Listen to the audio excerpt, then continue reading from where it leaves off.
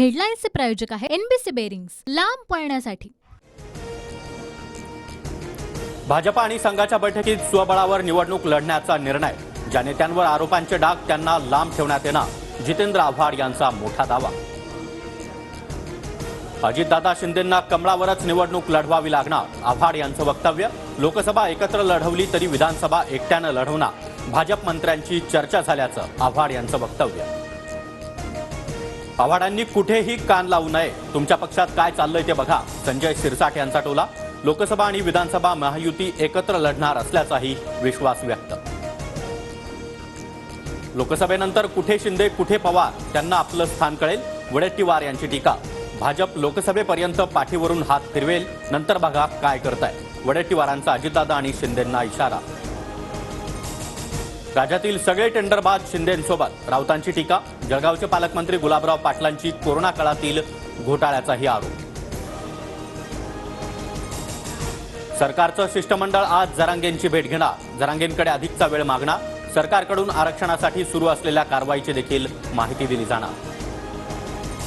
मराठवाड्यातील हजारो मराठा कार्यकर्त्यांना पोलिसांची नोटीस, 24 तारखेच्या अल्टिमेटमवर पार्श्वभूमीवर सतर्कता, मराठा कार्यकर्त्यांवर पोलिसांची करडी नजर। उपराष्ट्रपतींची नक्कल केल्याप्रकरणी भाजपची राज्यभरात ठिकठिकाणी निदर्शनं, तृणमूल काँग्रेस आणि खासदारांच्या विरोधात जोरदार घोषणाबाजी। खासदार निलंबन प्रकरणी दिल्लीमध्ये विरोधकांचा मोर्चा, संसदेचं कामकाज चालावं असं सरकारला वाटत नाही, काँग्रेस अध्यक्ष मल्लिकार्जुन खरगेंचा जोरदार हल्लाबोल।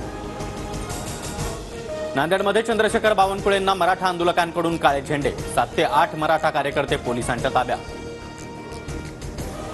नाशिक पोलीस येरवडा कारागृहातून सलीम कुत्ताचा ताबा घेणार, कायदेशीर प्रक्रिया सुरू। प्रकरणी सुधाकर बडगुजर यांच्यासह 18 जणांची आतापर्यंत चौकशी।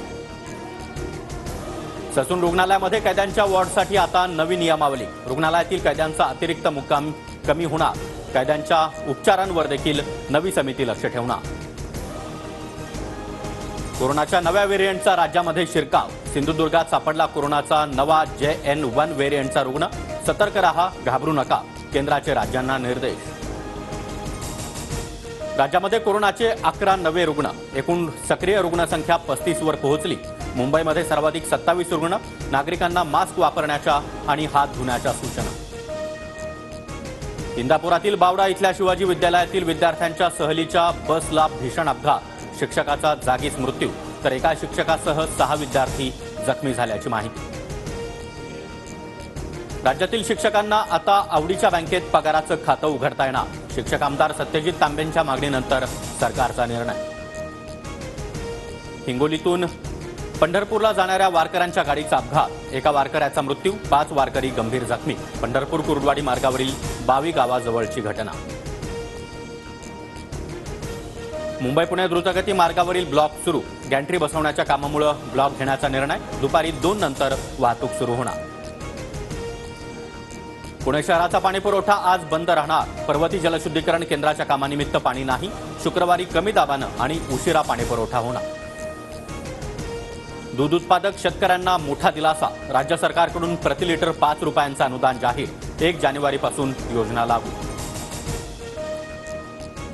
मला आलेलं समन्स बेकायदेशीर, राजकीय हेतून प्रेरित, ईडीच्या समन्सला दिल्लीचे मुख्यमंत्री अरविंद केजरीवाल यांचं उत्तर।